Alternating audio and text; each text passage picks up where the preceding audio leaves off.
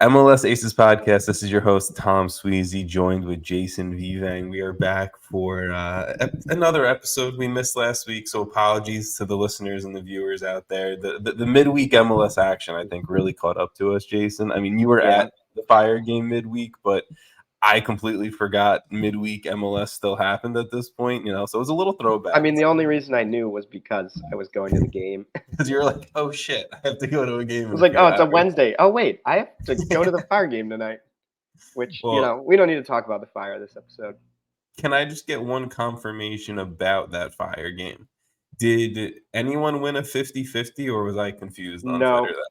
No, they were saying, I don't even remember, man. We were drinking. It was a Wednesday. No 50-50s and a Fire loss. That's it. You just double lost that night. I mean, one of those things is actually both of those things probably have the same amount of odds of winning.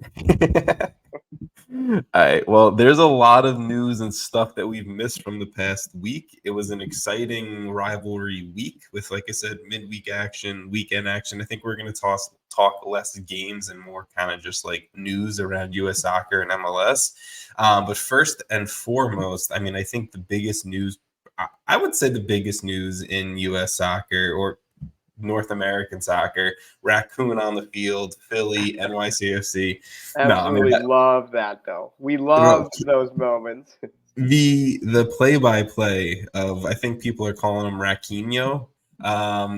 Fantastic. I have to say, I'm watching that just as an NYCFC fan, just normally, and I'm like, oh shit, there's a raccoon on the field. And I think it was Kalen Carr and, I'm gonna be an ass and forget the other person's name, and I know it. Sorry. But they did a great job just doing the play-by-play of it, and it went global a little bit, Like, I saw people in other countries talking about raccoon on the field in the U.S., and just fun. So I feel like we had to mention Raquinho a little bit here. But those are the fun moments. We always love that. Exactly. It's not just all doom and gloom of U.S. soccer and MLS that we talk about. I feel like we don't go that deep. Let's actually talk about the biggest soccer news probably in North America. And I'm going to say Jesse Marsch hired as Canada's next manager ahead of a Copa America this summer, ahead of obviously a 2026 World Cup that they're probably hoping he's around for. But the former manager of CF Montreal, Red Bulls, RB Salzburg, RB Leipzig, and Leeds United is going to be coaching our rivals up north.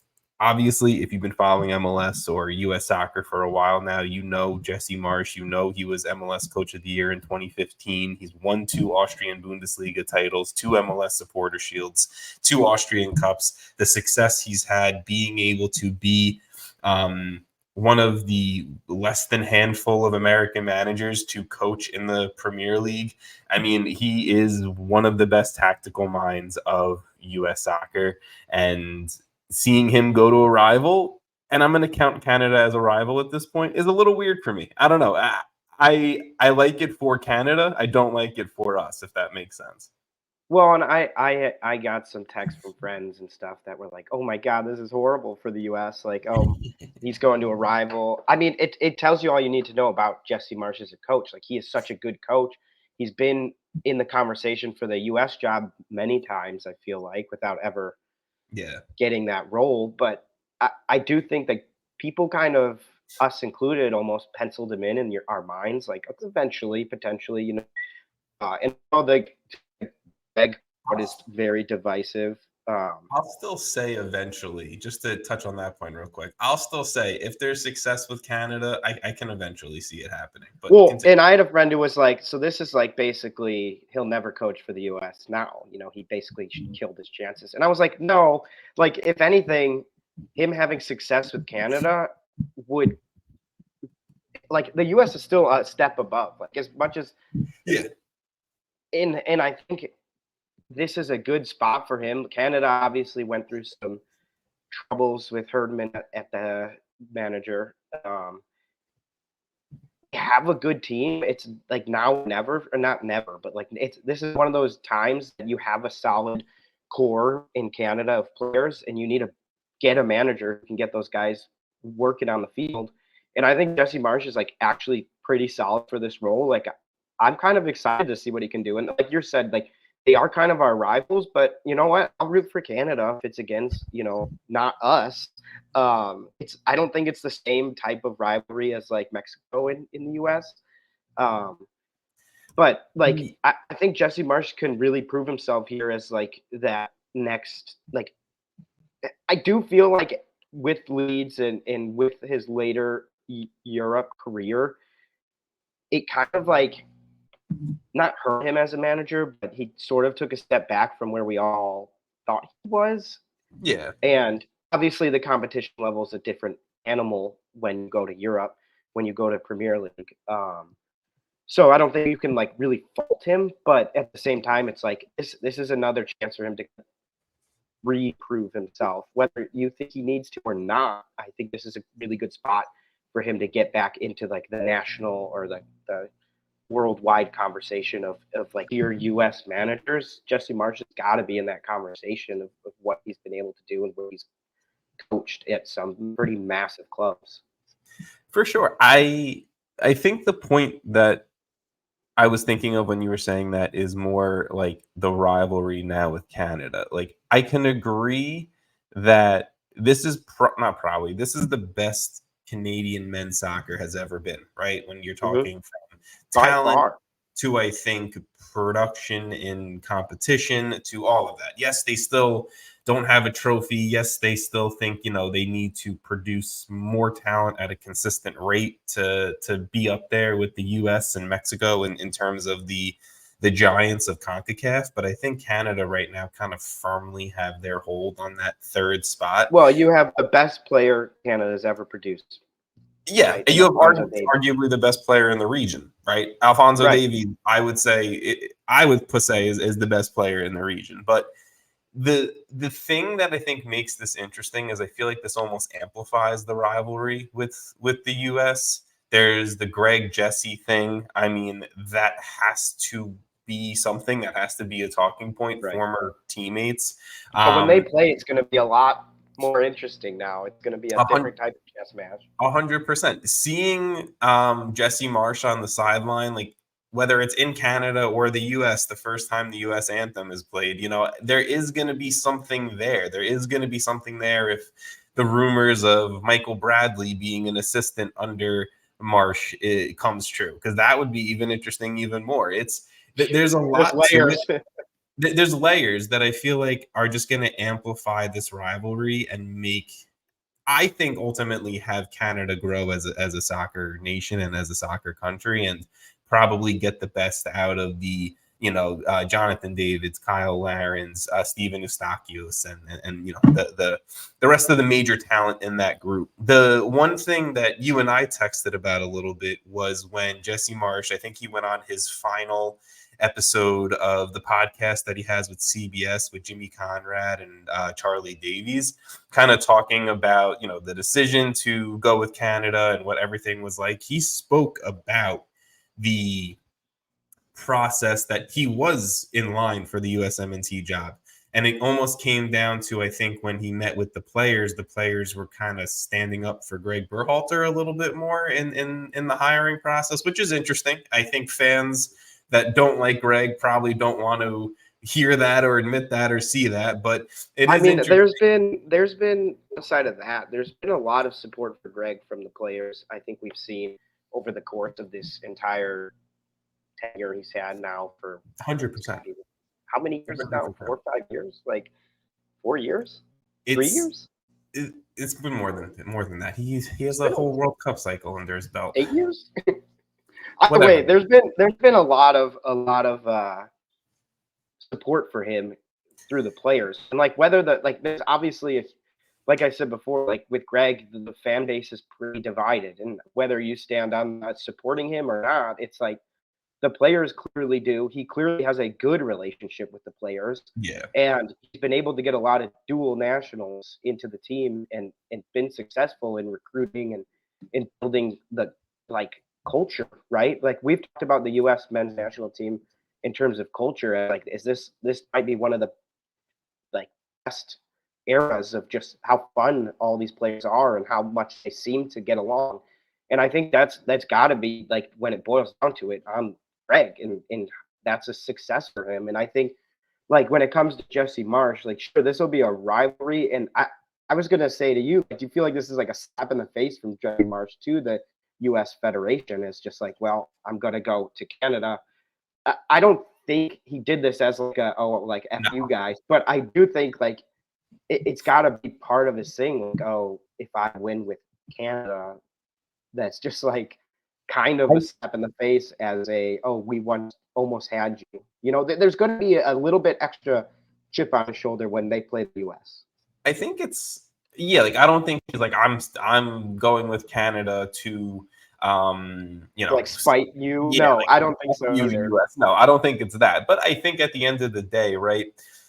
Jesse Marsch had to make the next opportunity for him the right one because look, Yeah. he didn't have a great Bundesliga tenure. He didn't have a great the Premier League tenure. I don't know if I wouldn't call it not great. It was fine. He got a team, saved them from relegation, and then kind of a poor start to the next year, and he got let go. It's not awful. It's not great though.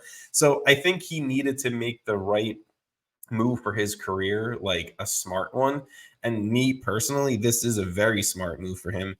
He knows the region, he knows a ton of the players, he knows the US, he knows a major rival of this country. And at the end of the day, I think he will find success with Canada. Now, does that equate to a trophy? It could be. And I'm excited to see what Canada looks like and how they play under Marsch, and if Alphonso Davies is going to be a wing back. Like, there's so many things that I think we can definitely tackle once we start to see Canada play physical games. But to me, if I'm the most concerning thing of all of this from an American soccer fan point of view isn't even that like Marsch is the manager of Canada. Good for him. Good for Canada. I think that's great.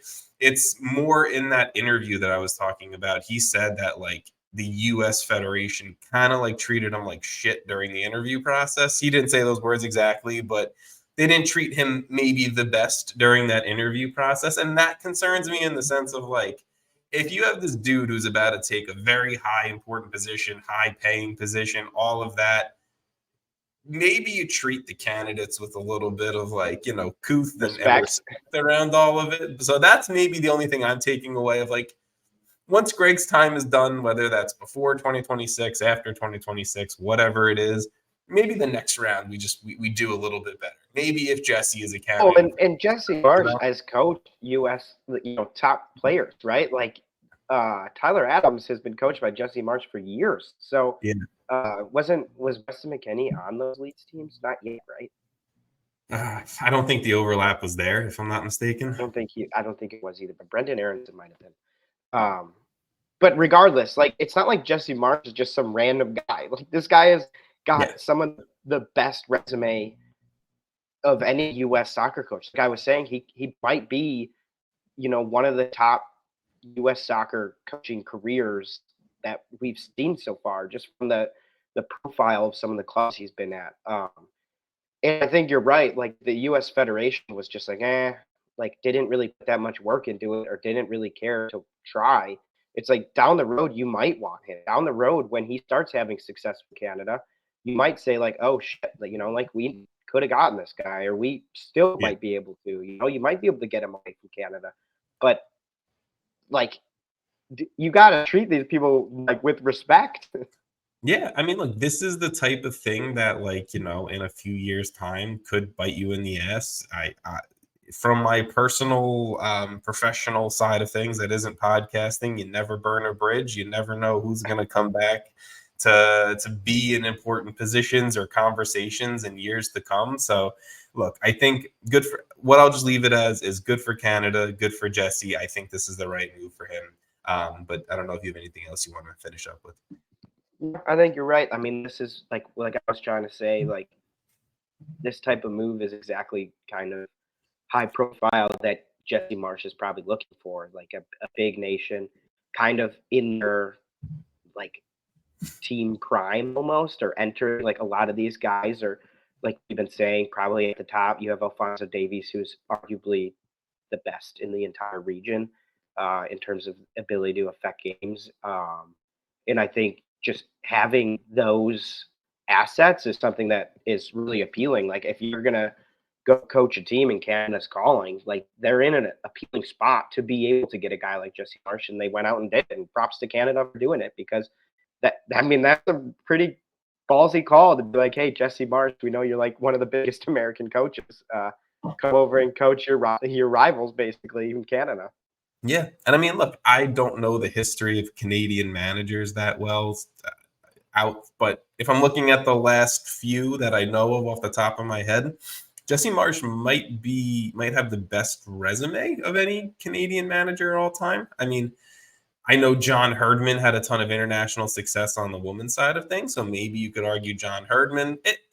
It's I think it's a step in the right direction though for Canada, and I think it's good for all parties around, and it's good for soccer and CONCACAF for sure. But let's transition to another manager that made some news this past kind of span that we've been off. But Gary Smith, he is the first manager let go this 2024 MLS season.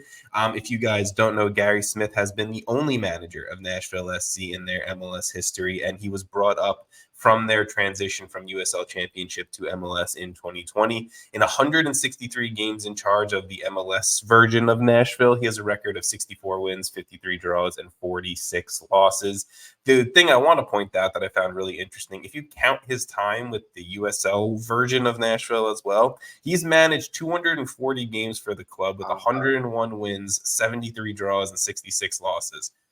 Gary Smith, I think, is a good manager. I don't think that you can sit here and say he did a bad job with Nashville, whether you're talking the entire history or just the MLS side of things. The thing that I think I would just say wasn't maybe the best was just, I think his style of soccer, how he viewed the game and how he implemented everything with Nashville, I think that there was a very hard ceiling to that. I don't even think it was a glass ceiling. I think it was a cement ceiling. And he played some of the best defensive soccer that we've ever seen in MLS history, some of the most sound defensive teams ever. It just relied a lot upon Hani Mukhtar being Hani Mukhtar and being MVP and Golden Boot and Best 11 and all of that. And I think that's just where it was limited. I think Gary Smith will probably have another shot at coaching within MLS again, and I think he totally deserves it. I just think there's a certain point where you can only continue on keeping the same manager, same system for so long, where it's going to only hit a peak and then slowly start to trickle into bad performances. And I think 2024, the end of 2023, we start to see the bad performances kind of just roll up into being too many. I don't hate Gary Smith. I just think this was probably a good mutual goodbye. Yeah, I mean, I think you said it best. Like this, we've talked about Nashville this year in terms of like, actually for a while now, I feel like we've talked about them in this sense of like, yeah, amazing defensive team. They're going to fight for that draw, but who's scoring and what? And I guess like a lot of that, you could say personnel, you had Hani Mukhtar basically putting the team on his back in terms of offense creation for years. And it worked. I mean, like, it's a team that made cup finals. Didn't they make Leagues Cup final last year? Yeah, they played Miami in the Leagues Cup final. Miami. It's so like this isn't a team that struggled all that much, and I think they made playoffs most of the years of their existence so far. And like you said, Gary Smith's got a ton of history with the club. Like he is a great manager. I think you're right though. Like where we got in this version of MLS, whatever you want to call it, 3.0, 4.0, whatever we're in at this point, like. I think his style started to become a little bit harder to translate to wins based on the simple fact that, like, you just can't play all that super defensively anymore. Like, and if you look at where they are in the standings, it's kind of reflective. It's a little weird to fire them after a win, by the way. Like, they were having a rough start, and then they did win, and that's when they chose to fire him. Yeah, I think from everything I've been hearing, the plan was, I think his time was limited no matter what the results were. But well, yes. and I think it was sort of like Nashville's an ambitious club, it seems like. I think they want to be successful. I think they want to be in the conversation of playoffs year in and year out. And sometimes you have to make these moves, and you have to make them, whether they're difficult or not.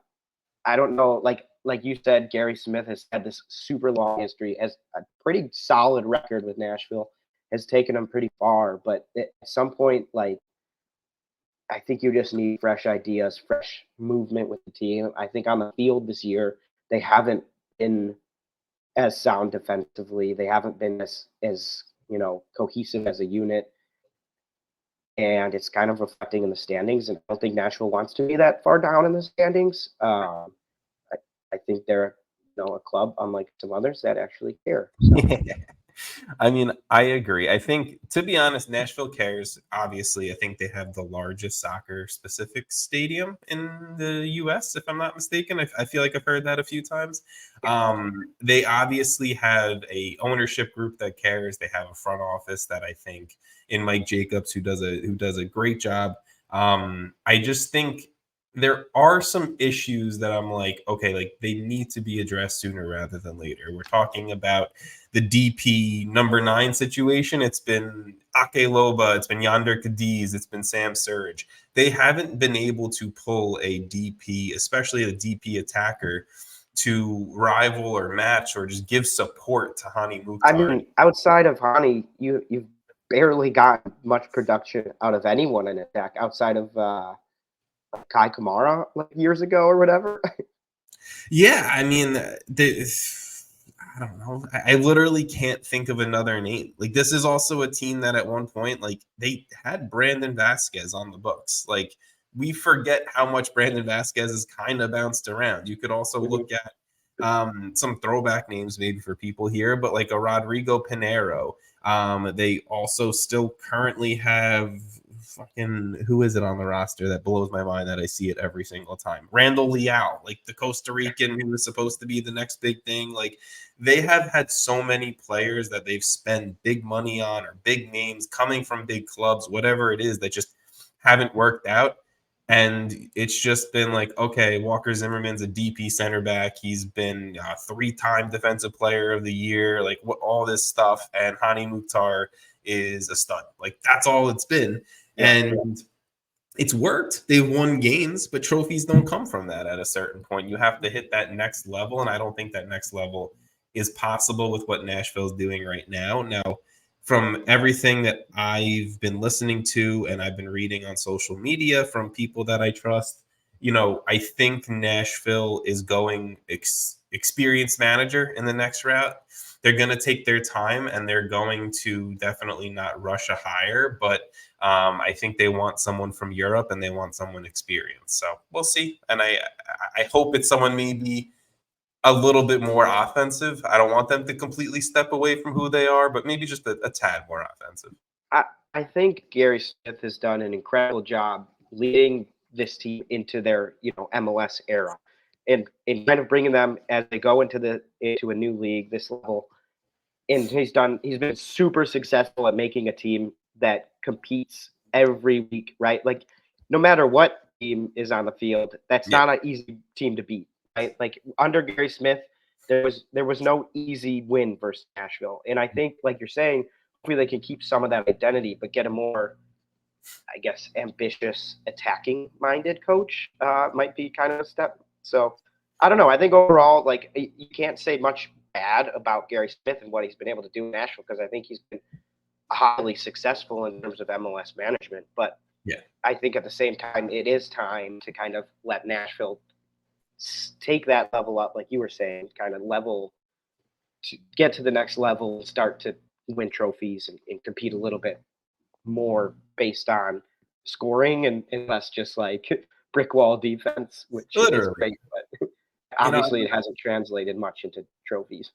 I'm going to say figure out your scouting department a little bit, maybe sign some better DPs for the money that they do spend, because Nashville spends money, and develop some youth, because you have to kind of do that to win in Major League Soccer. All right, let's move on. Let's go to the 2 definite confirmed moves away from MLS that we've seen in this past week. Austin FC, they've used their buyout option on DP winger Emiliano Rigoni. The 31-year-old winger has been with Austin FC for the last few years as a DP, and I mean, you can agree with me or not. I don't want to speak for you, Jason. It has been a shit show. It hasn't worked out. I don't think anyone would disagree. No, I just don't want to speak for you. I think it's hard to disagree with that. But I think out of the both players we're going to talk about have been pretty big disappointments. So yeah, and I'll get to the second one in a second. It's not a surprising buyout here, like at all. And I think if you look at where Austin is in the standings, where they're sitting third, are pretty successful. Honestly, like as it sounds kind of mean, but it has nothing to do with Rigoni. So them moving on from that, buying out a big DP level player that wasn't giving you much is now opening the door for potential interesting summer for Austin. I mean, the funny thing is, right? Like, so the Rigoni buyout happened not that long ago. I don't know. Yeah, like not even a full week ago, probably at this point. But the funny thing is, there's already connections to, a Rigoni replacement. Apparently, Austin FC, they're finalizing a deal to sign Ghanaian winger Osman Bakari from Red Star Belgrade in Serbia. He's a 25-year-old Ghanaian international. He had 10 goals and 10 assists across all comps for the Serbian champions this past year. So I don't know. Sounds like a potential new DP winger was already in the plans, and hopefully he can surprise, similar to Nashville, not in the sense of Austin are a defensive powerhouse, but similar to Nashville in hopefully he can be a DP that can give some support to their star in Driussi, who hasn't really had the support over the last few years, I'll say. Yeah, I mean, Austin has been like a pendulum in the standings from year to year. It's like a great year followed by like the worst year, followed by now a decent year. So I say if they can find some consistency here, better.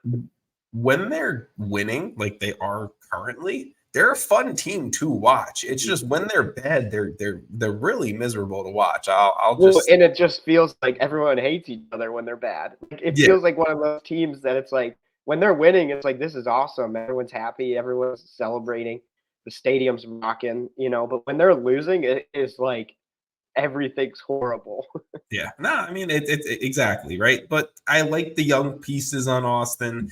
I think Austin has potential to be a decent side. I think to crack into the top of teams in the league, you still have a bunch of work to do. But hopefully, this is the first piece of Austin kind of changing under newer sporting director Rodolfo Borrell. Kind of he's getting his first few windows in. So, hopefully this is a move away from the Rigonis and more into the Driussis of the world. But let's talk about the other one. We kind of hinted at it, but Charlotte FC, they have sold Enzo Copetti, their DP striker, to Rosario Central in Argentina.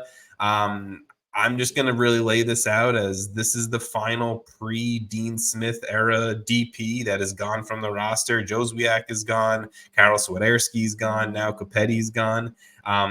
He, similar to Rigoni, didn't do much at all this year and hasn't really done much over his tenure at Charlotte. He came in with a promising resume just as much as Rigoni did. Different profiles, different resumes, but I think we've seen success from that in MLS in the past. And at the end of the day, when a guy like Patrick Agyemang, which this is no shot at Patrick Agyemang, but when a guy coming out of college is out producing you and outperforming you, you leave yourself up, especially as a DP title, to get removed off that roster way quicker than maybe the time is, because he's only played 38 games at Charlotte. So, I mean, look, good for Patrick Agyemang, good for Charlotte for, I guess, cutting the fat early with this one. And, hopefully they can sign, to me personally, a DP number 10, but we'll get into that maybe in a little bit.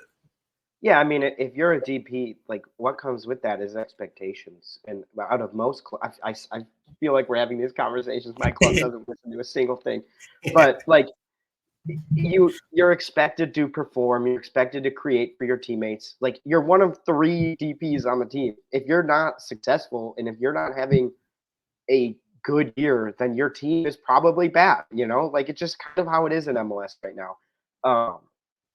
And this is a situation like in Charlotte's another one of those clubs that it does not seem like they're ready to just sit around. Like this is Dean Smith was a great hire. We talked about that. They're starting to have more success. I think at this point, like you're saying, now bring in the guys Dean Smith really wants. Bring in the people that he has connections to, that he knows, because this guy's got a ton of experience in Europe. He probably has names on his list that he's like, look at these guys. And I think, that's what we're going to see going forward. Maybe this transfer window, maybe the next, hopefully this transfer window, because I think they're in a good position here to sign some players and make a little run. But, yeah, I think this is just kind of another one of those, similar to Rigoni, just logical clubs getting rid of kind of a lot of expense that is not paying off at all. And I think in both of these players' terms, they did not live up to the expectation in what a DP means in MLS. So I mentioned hopefully a DP number 10 coming in for Charlotte. And Jason, I'm scrolling down slightly on the notes. But we talked about it, I think 2 or 3 weeks ago now at this point, with the idea of Marco Reus coming to MLS becoming more and more real. And there's more information coming out about it. But as of right now, Charlotte FC do hold his discovery rights, which is still a fucking hysterical rule. Like anyone. I love that rule, dude. It's like, Ronaldo's discovery rights. It's like, they really found him? I think Sporting Kansas City holds Ronaldo's discovery rights, by the way. That's just a random little fun fact in my head. But apparently, and this is a bunch of reporting coming from Tom Bogert. I listened to it on his YouTube channel. Go subscribe to that. And first of all, if you don't know who Tom Bogert is, don't subscribe to his stuff or follow him on social media. Do that, because literally the man's the best right now, and I feel like in North American soccer. But you're gonna have no idea what's going on without him. Exactly. So right now, apparently, according to reports from Tom, Marco Reus's camp is not interested in Charlotte as an MLS destination. It's not like completely off the table, but I think he prefers obviously other cities, and just like we're going to talk about with every big name, LA, New York, Miami, all of that stuff, right? But apparently the LA Galaxy. Yeah, go ahead. Oh, yeah, sorry. There's a big major market in the middle of the country. Major market where they don't care about the team. Yeah, where, Bastian Schweinsteiger, Xherdan Shaqiri, you guys are doing great with the names over there. That really just leading to success. All right, let's move on. Yep. Right. So apparently, Bastian had a pretty good year when he first showed up. He did. The one decent year of the Fire. The transition to center back wasn't. We almost won a World Cup. Almost. That's what takes over the Chicago talk, is just that level of it, not the Bastian Schweinsteiger was a decent MLS center back, but whatever. The LA Galaxy, they're interested in Marco Reus, but apparently, according to Tom Bogert, Charlotte will not sell his discovery rights for cheap. The record for a discovery rights transfer was between the LA Galaxy and DC United, where the Galaxy sold Paul Arriola's discovery rights for roughly $500,000.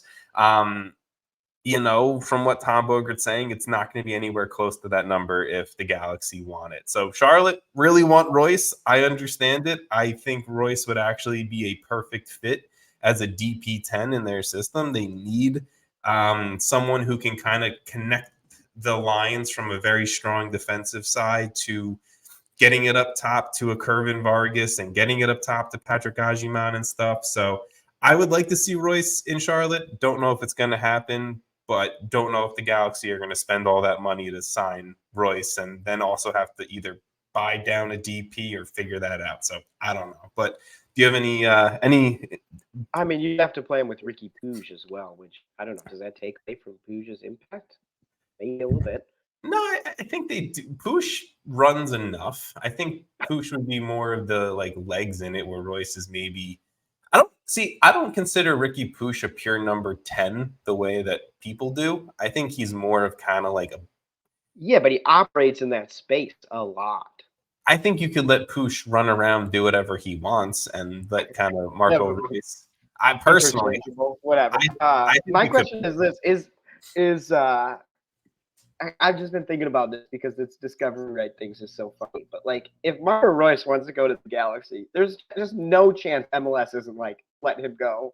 So if Charlotte FC decides to not, then this is all again from Tom and from me doing some reading on the MLS site.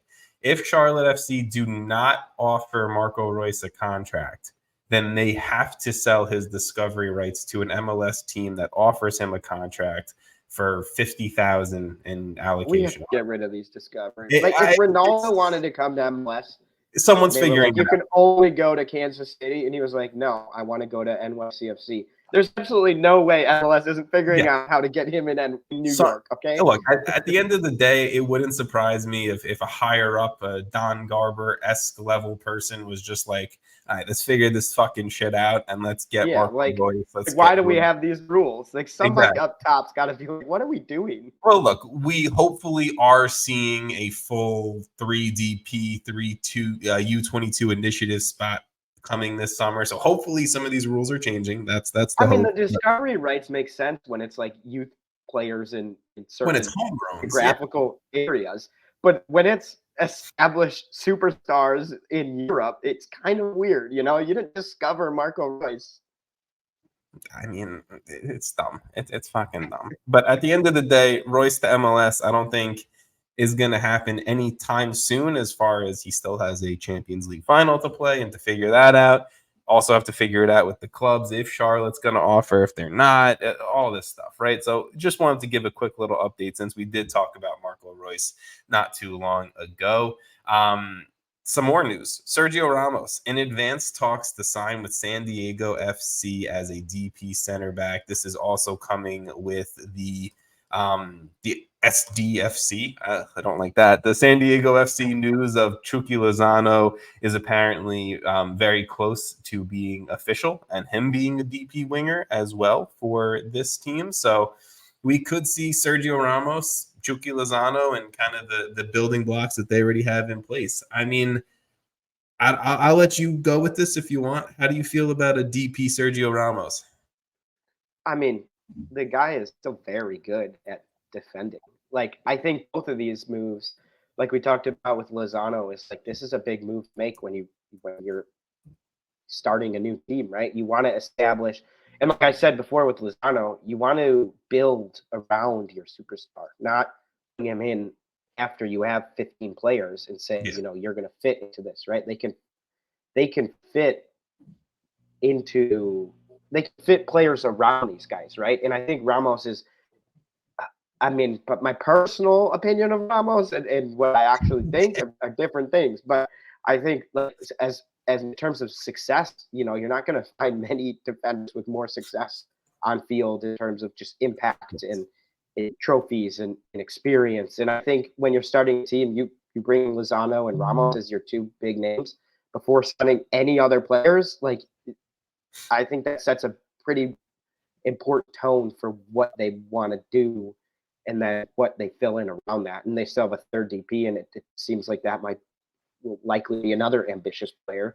So I think we're looking at a team that knows they're in San Diego, which is a beautiful city, and is like, hey, what if we can build on this sort of, nice weather type, bring stars here level of, we get in MLS with Miami and LA and obviously big markets. And San Diego isn't like a massive market, but you start off like this, and you're starting off with arguably one of the biggest names in the region, probably in Lozano.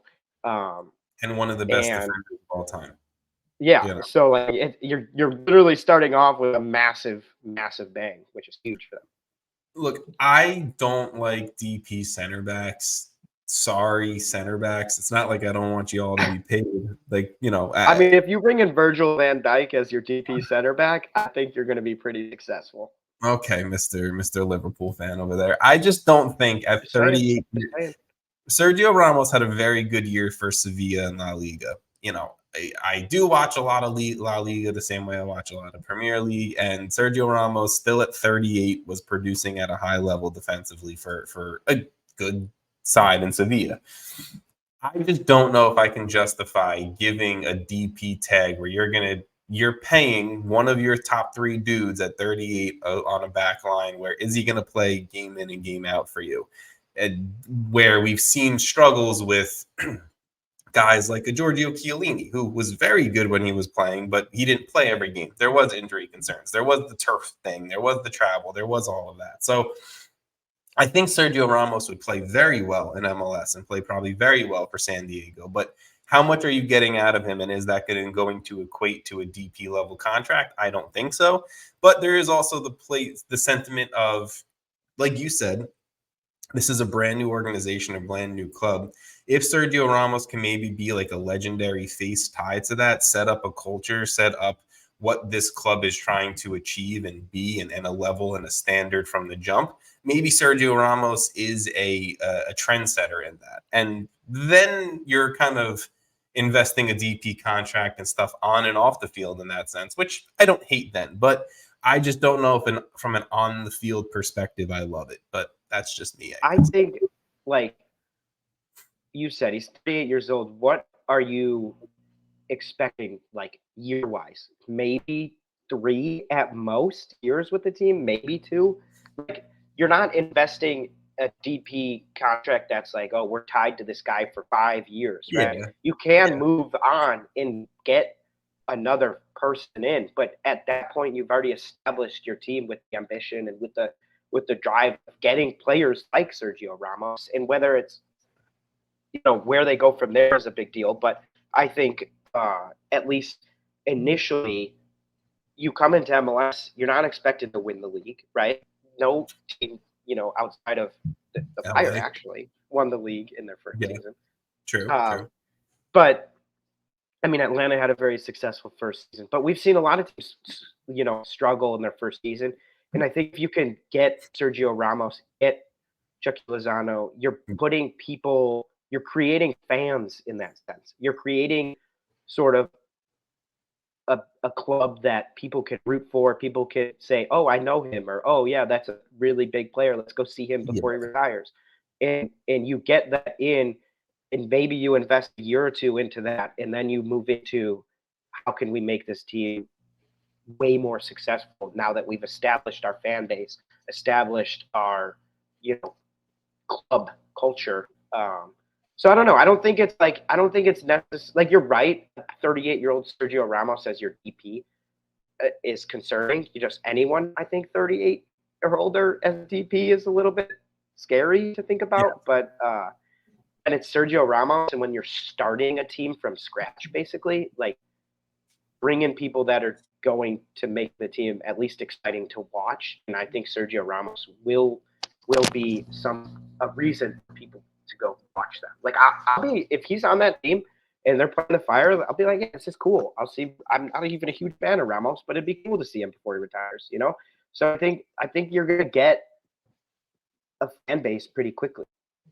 You're the eternal optimist, Jason, and that's why I appreciate it. You and I think sometimes when we do differ on opinion, it's just I'm just like, this is gonna be awful, and you're like, this could work. I'm just saying, yeah, it might be awful on field, but I think what they're gonna do is build a culture in the fact that we're just talking about it. I think matters. Like, I was 3 weeks ago. 3 weeks ago, I was like, I don't even know if they're going to be ready in time. Like, we haven't heard anything out of them. And now we've spent, 2 weeks? I guess we didn't go last week, but 2 weeks talking about them on 2 pods. And it's like they haven't played a game, and they're being ambitious. And none of these things are even official. Exactly, right? Like, Chucky Lozano is the closest thing to being official. But let's move on past San Diego, and let's talk about maybe not the best DP situation really quick. We don't have to dive too deep on this because we've also given this plenty of enough of attention. But Minnesota United are apparently in advanced talks to sell DP attacking midfielder Emmanuel Reynoso to Club Tijuana in Liga MX. We've said it. We think it's most likely he is never going to play a game for Minnesota again, even though he is technically back with the team. He's up in the stands watching and training with the second team, I think, right now. So I don't know. I think this is just kind of a waiting game. Once the summer window opens, he's going to Mexico, and we'll see you later. Does that sound about right? Yeah, I mean, we've spent way too long talking about this. They're clearly better off without him at this point for a lot of different reasons. Yes. I think over the last year and a half, he's probably made more headlines for negative reasons than positive reasons. So at the end of the day, I think what we said 2 weeks ago is we're ready for this kind of saga to end, and I think Minnesota is, and I think everyone's ready to just move on. It was a hell of a player, but was a problematic off the field. And that's just not a great thing. And especially when you have a new coach and you're finding success on the field, the last thing you want is like a problem locker room guy. So Yes, like I can't think that Minnesota's too upset with this.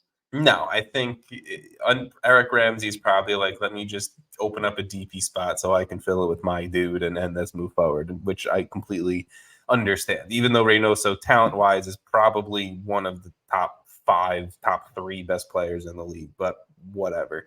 We're going to go back to the Tom Bogert well, and he did drop an article with The Athletic this morning of kind of a list of players just to maybe not necessarily will get sold, will be involved in the summer or even winter transfer windows, but just some players to keep an eye on. He listed players from Georgios Giakoumakis to Thiago Almada, Duncan McGuire, Jack McGlynn, and a ton of other names on there. It was a very interesting read. So 1, you probably should get an Athletic subscription, and 2, you should go check it out because it was a fantastic read. I don't want to give away too much from the article because I do want people to click on Tom's article for sure, but Jason, is there a name that, or we can go back and forth if there's more than one name, but is there a name that on this list kind of stands out to you a little bit of interesting or just, whatever, just interesting in a larger perspective? I mean, I was going to just start with, I guess let's start with Diego Luna because I think RSL's in an awesome position, keep winning. Luna's coming back and has already been successful this season.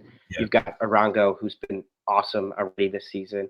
I don't know, like, I almost feel like it'd be kind of sad if he leaves, right? Like, if he goes abroad, like, happy for him, great move for his career, hopefully.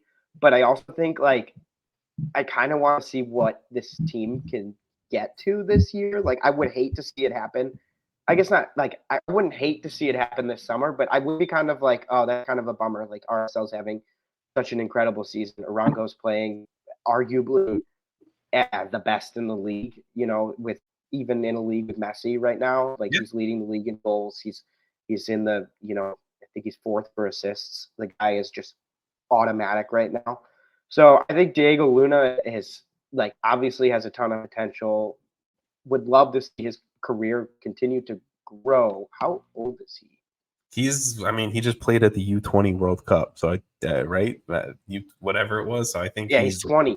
He's 20. So the interesting old American. So I don't want him to go, actually. You know what? We've seen enough young fans. Keep him here. Let him succeed. The interesting thing is when I was reading the article, it definitely feels like Diego Luna is going to be like, if he does get sold, right, he would be more of a winter transfer than a summer one. Like, there's interest, there's no official offers. There's obviously David Blitzer, majority owner of RSL, does own some clubs over in Europe. So there's the chance to, like, bring Luna across that way if nothing is maybe overly intriguing as far as, offer straight from MLS. So there's a lot there. I do want to see Luna play this entire season with RSL because I think there's a real chance RSL can win MLS Cup, can win trophies in 2024. And I think Diego Luna, now that he's he's definitely had a major uptick in his performances. I think Luna could be a major reason part of that. So I'm with you. I think that's a good call, definitely, on an interesting name of players on this list. The one that stands out to me that I just want to quickly mention is Georgios Giakoumakis. Apparently, there's offers coming from Cruz Azul in Mexico for Giakoumakis's, contract playing time. That wasn't a proper sentence, but Giakoumakis, apparently there's already been a $6 million offer from Cruz Azul to Atlanta for Giakoumakis. They signed him for 4. I think I was reading that they want at least 8 for him, which I think is completely fair because this dude, in the short amount of time that he's been in Atlanta, has scored in fucking bunches. I would be sad for him to leave Major League Soccer because I think he's a ton of fun to watch. That's but my golden boot pick. If you're getting $8 million for a 29-year-old striker, especially in MLS terms, I think that's something you can't really pass up on. So that's my pick off this list. Is there anyone else that stands out to you? Well, for Giakoumakis, I just think he'd be I think he'd be more successful with staying in Atlanta, but that's just my I think so. opinion. Yeah, play But with I, Atlanta as much as you can. That's it. I do want to mention there's like a group of names, and honestly, you could go for a bunch of them, but Yeah. like John Tolkien, Caleb Wiley, I think both of those guys, like personally, I think it's just too soon. I think we've seen really high level play from both of them. I think Caleb Wiley's shown that his ability to move up and attack has been really good. His ability to kind of play on those wings, especially it's same thing with Tolkien. Actually, you can they're different players, but sort of in the same category in terms of like wingbacks. But I just think, like personally, I think it would be too soon. And I know Tom, you put down here, you mentioned Bogert stated that as for Wiley, he's been kind of careful to choose the right next step. And I think that could be said for a lot of these names on this list that are, 22 and under, 21 and under. There's a lot of youth on this list, by the way. And you put Patrick Schulte's on here. It's just like another thing. Like I don't personally think a move to a big name club just to get loaned out is the right move, right? Like I think you want a club that's going to actually get you to develop and play you and have success with them, and then you make the next move to a bigger club. Like I don't necessarily think sometimes, and I think like Zach Steffen, we've seen this with. Matt Turner's had a similar sort of situation.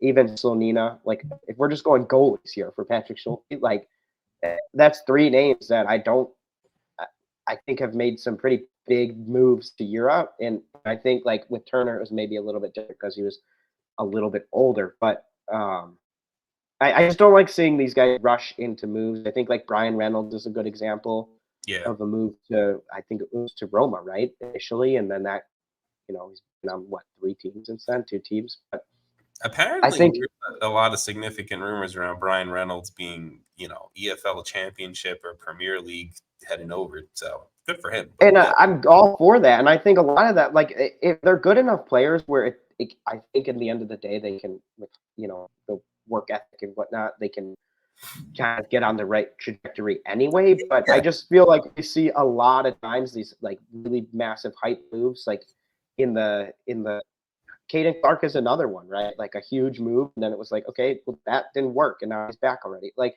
there's just a couple situations where not everyone's Tyler Adams, not everyone's Weston McKennie. Like you can't just there's probably for every Weston McKennie where he didn't even play a game in MLS, did he?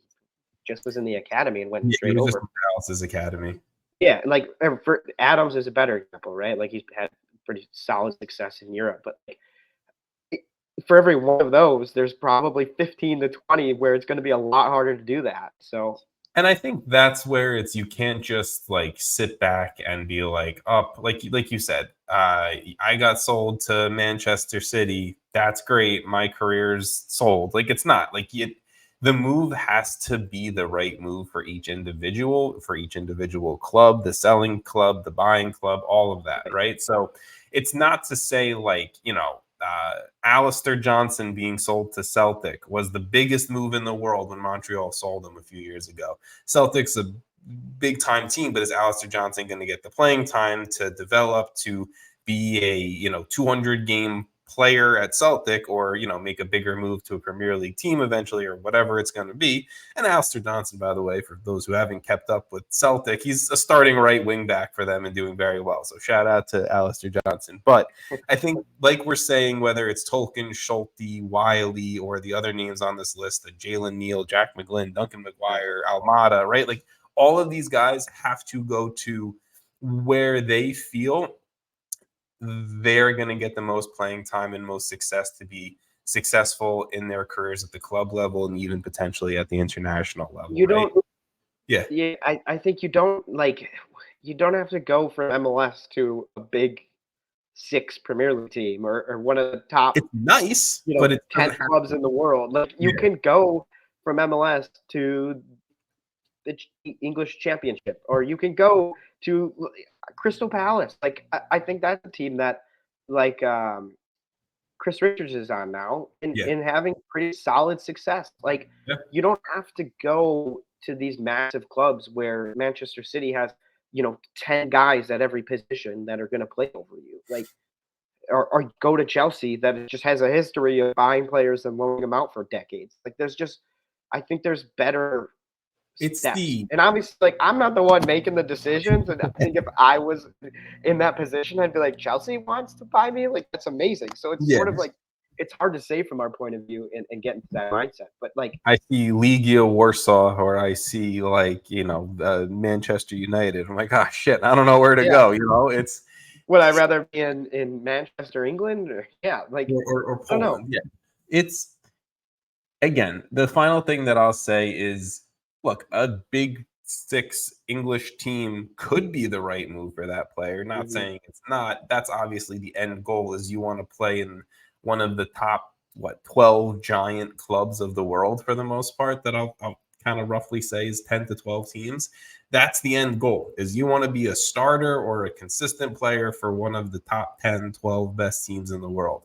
That's every player. You could even go to like 25, like top 25. Yeah, sure. I'm just saying, like, that's the end goal for everyone, is to be playing at one of the best teams in the world, be a consistent player, starter.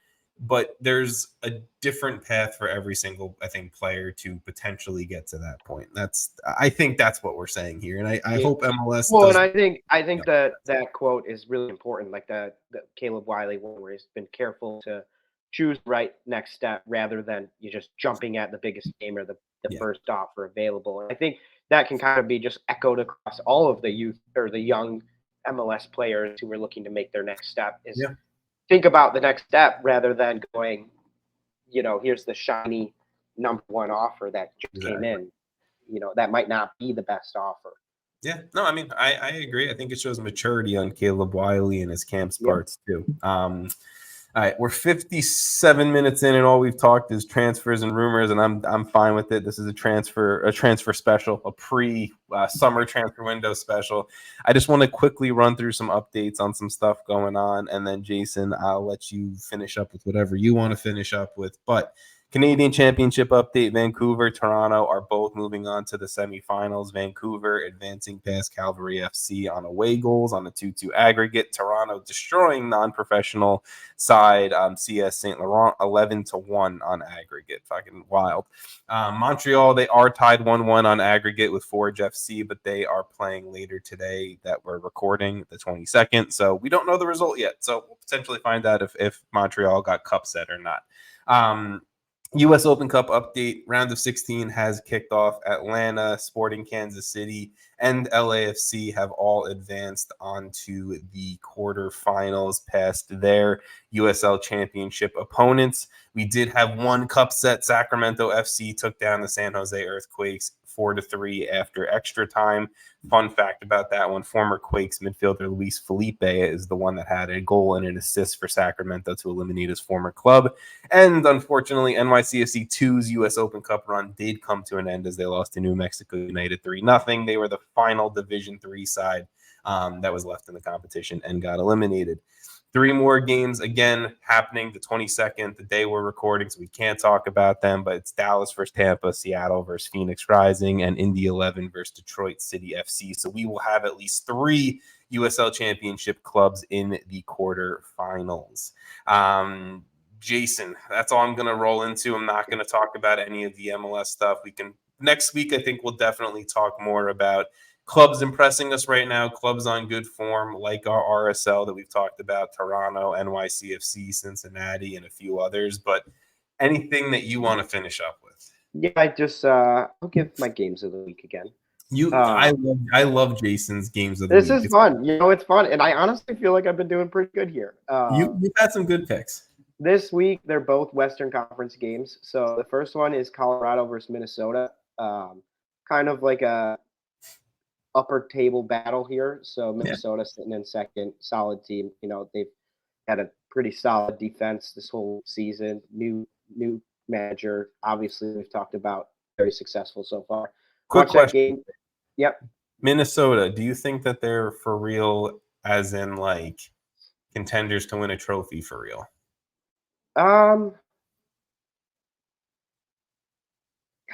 See, the thing is, like, when you have Miami in the league, it's so difficult because it's like, are they contenders with Miami or are they contenders? Because they are. I would say, yeah, I think they are contenders. Okay.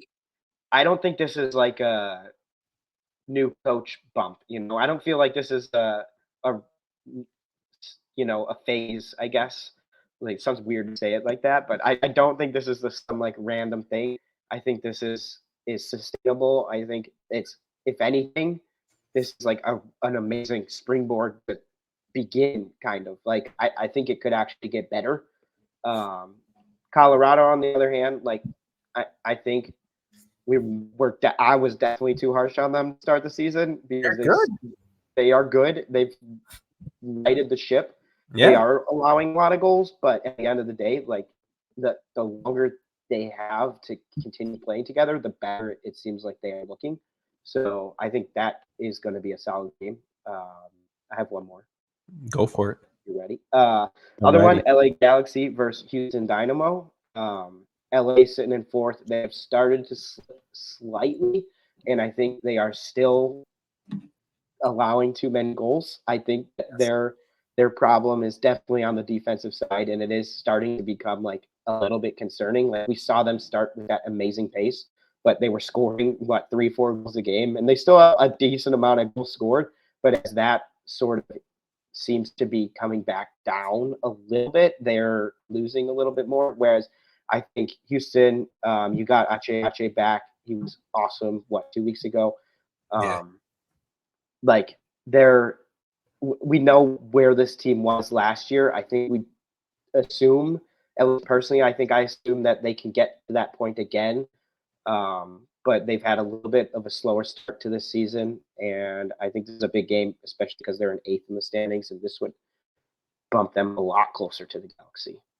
Yeah, I mean, like I think you're talking about two teams that I think have had their own injury concerns this season. Dejan Joveljic is back, I think as healthy as he's going to be right now. Joseph Pancil is a question mark if he's healthy right now. So they're on the Galaxy side of things. I think outside of just, leaky defense, there's injury concerns. And I know Jalen Neal just got back from injury. So I hope, he can come in, start, and kind of play like we saw him like 2 seasons ago, who as a young up-and-coming center back. And then on Houston's side of things, right, like they're finally getting a lot of their injured players back as well and getting them into full kind of fitness and full routine. And I think that has the potential to be a very fun game. I'll agree with you there, Jason. So good picks. I like it. We're going to keep the Jason picks to end the episode every single week. That we'll actually stick with that segment. But that's pretty much it, folks. Jason and I are a little under the weather. We fought through this episode. If you couldn't tell, all episode we've been